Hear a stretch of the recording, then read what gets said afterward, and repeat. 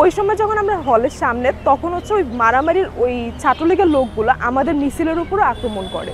তো তখন আমরা হচ্ছে হলের সামনে থেকে দৌড়ে হচ্ছে রেজিস্টার বিল্ডিংয়ের সামনে দিয়ে ডিসি চত্বরে এসে এখানে আসার চেষ্টা করি। এই জায়গাটাতে ফাঁকা ছিল, মেয়েরা অনেক আসার সময় হচ্ছে দৌড়ে পড়ে গেছে। তারপরে হচ্ছে গিয়ে যখন আমরা ওইখানে বসে মেয়েদেরকে প্রাথমিক চিকিৎসা দেওয়ার চেষ্টা করি, তখন হচ্ছে এই ছাত্রলীগের লোকগুলো এই জায়গাটাতেও এসে আক্রমণ করে।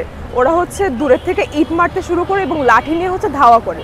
তো মেয়েরা আমরা যারা ছিলাম, আমরা হচ্ছে মানে প্রোটেকশনের জন্য ওইখানে 3টা বাস দাঁড়ানো ছিল, তো ওটা পিছে গিয়ে আমরা হচ্ছে সুরক্ষার জন্য দাঁড়ানোর চেষ্টা করি। কিন্তু ছাত্রলীগের লোকেরা তখন হচ্ছে ওই পুরো বাসের সব দিক থেকে ঘিরে ধরে। বাইরের দিকে যারা ছিল তাদেরকে হচ্ছে ওরা লাঠি দিয়ে মারতে থাকে এবং ভিতরে যারা ছিল তাদেরকে লক্ষ্য করে ওরা হচ্ছে ইট পাটকেল মারা শুরু করে।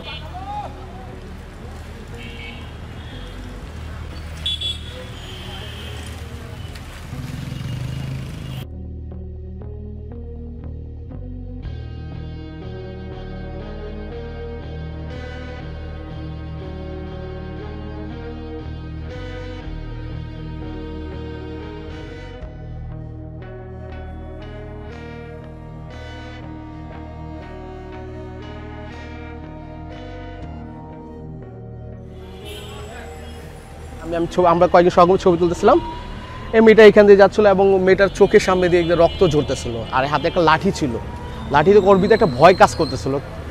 তো আমি ছুটে তুললাম, তখন তো সবারই রক্ত ঝরতেছিল, কম বেশি সবারই, কারো মাথায়, কারো চোখের নিচে, কারো হাতে, কারো পায়ে।